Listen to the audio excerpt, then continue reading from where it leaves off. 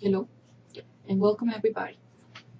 I'm Marlet Sujei Salazar from Team E of the Módulo 0 Sustainability Graduate Program of Universidad de Sonora.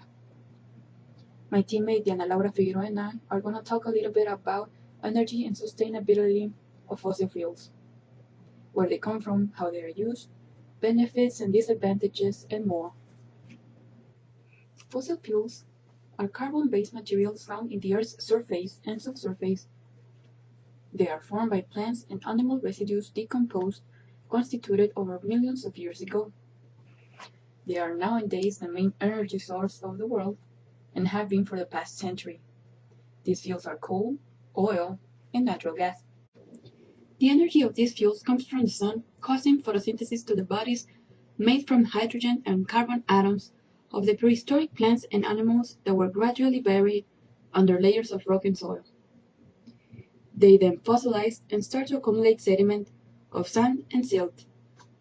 Due to the heat that reaches them from the Earth's depths, the sediments transform into oil, coal, or gas, depending on the depth of where they are and the temperature they can reach.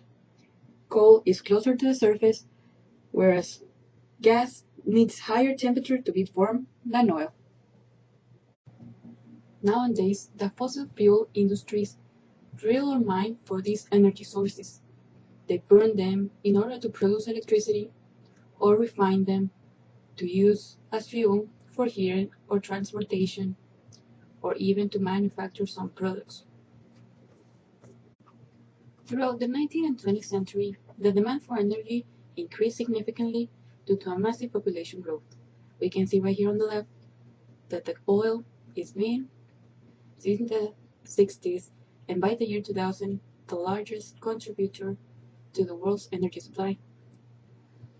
We can see in the last recent years that the percentage of oil has come a little bit down and natural gas has increased, whereas coal has remained almost the same. In the right, we can see the energy consumption of oil per capita.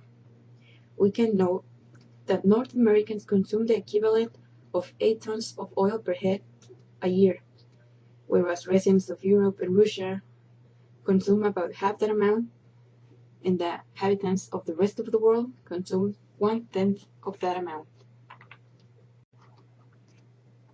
In this worldwide map, we can show you the gas consumption of the countries of the world throughout the 60s until 2019.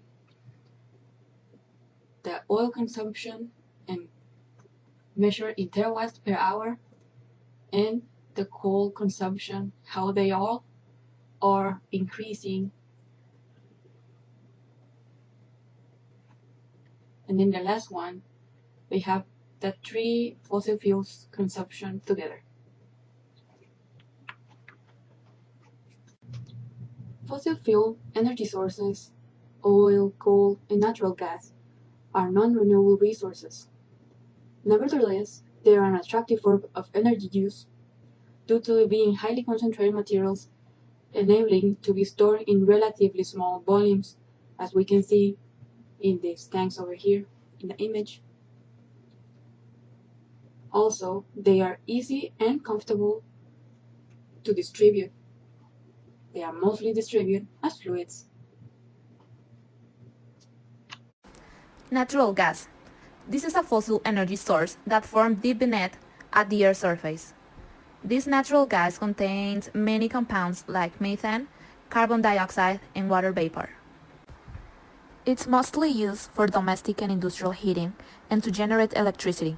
It can also be compressed and used to fuel vehicles and various chemical processes, like feedstock for fertilizers and hydrogen fuel cells. For advantages and disadvantages for natural gas we have less pollution, available worldwide, safe and easy to store, infrastructure in place, inexpensive, and easy transportation. For disadvantages we have highly inflammable, greenhouse gas emission, non-renewable, not easy to use, and expensive pipelines. The second fossil energy that we're going to talk about is oil. Oil is a liquid made up of organic molecules. However, in the context of world energy, oil, or crude oil, it's a liquid fossil fuel that is extracted from the ground. It's refined and is used for many different things, like transportation fuels, fertilizer, heating, plastics, solvents, and electrical generations. Now, we're going to talk about the advantages and disadvantages of the use of oil. At first, we have the advantages. These ones are high energy density, easy availability of infrastructure for transport and use, crucial for worldwide variety of industry, easy to produce and refine, and constant power source. And we have greenhouse gas emissions, water and air pollution, growth in terrorism and violence, emissions of harmful substances like sulfur dioxide, carbon monoxide, acid rain, etc. leads to production of harmful and toxic materials such as plastic. The third fossil energy that we're going to talk about is coal. Coal is classified as a non-renewable energy source because it takes millions of years to form. Coal contains the energy stored by plants that lived hundreds of millions of years ago in swampy forest. Layers of dirt and rock cover the plants over millions of years. The resulting pressure and heat turns the plants into the substance that we call now coal. It's an abundant natural resource that can be used as a source of energy in the production of electrical power and chemical source from which numerous synthetic compounds can be derived. Now, the benefits and disadvantages of using coal. At first, we have that it's an affordable energy source if you compare this one to the other fuel sources. The next one, coal is easy to burn, produces high energy upon combustion. Coal energy is inexpensive and at least it's abundant and reliable. For disadvantages, we have that coal energy produces large amount of carbon dioxide, which leads to global warming and climate change. The burning of coal is not environmental friendly because it produces harmful byproducts and gas emissions such as sulfur dioxide, carbon dioxide, and nitrogen oxide that causes pollution to the environment, including acid rain. It's non-renewable and fast depleting for all the use. And finally, coal mining ruins the environment and puts the lives of people, especially the coal miners, in danger.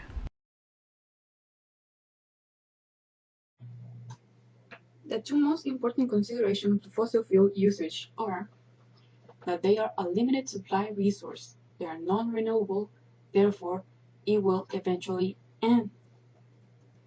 Also, fossil fuels contribute in a massive scale to global climate change by producing carbon dioxide as a byproduct. Although the greenhouse effect is a natural process and has existed for hundreds of millions of years, making the Earth's surface habitable, is now hurting us more than ever. Since the Industrial Revolution, the burning of fossil fuels has been adding vast amounts of CO2 to the atmosphere. This amplified process is almost certainly the cause for global warming. This leads to temperature rises that cause climate and systems troubling changes, bringing problems such as excessive rainfall and drought to areas where these weren't before present, disruption of agricultural and economical systems, and rises of ocean levels, resulting on ice sheets melting, just to mention a few of its effects. For conclusion, thanks to the fossil energy, we have all the facilities that we can enjoy today, such as electricity and transport, which can be considered to be the most important ones. However, the excessive use of this type of energy has caused many problems today, like greenhouse gas emission, pollution, also terrorism and violence. And if we continue using this type of energy, we will put our quality of life at risk in the present and in the future. It's why the best option to us is to implement the use of sustainability development and another sources like renewable energies that can produce the same thing as fossil energies but more friendly to the environment and less harmful to human existence. A transition to renewable sources for energy is inevitable, regardless of the possibility of fossil fuels depletion, but mainly because the cost and risk of using these methods will continue to increase over time in comparison to renewable energy options. And finally, if we continue using fossil energy as these days, well, this only can last up like 50 to 100 of years. For example, oil can last up to 15 years, natural gas up to 53 years, and coal up to 140 years.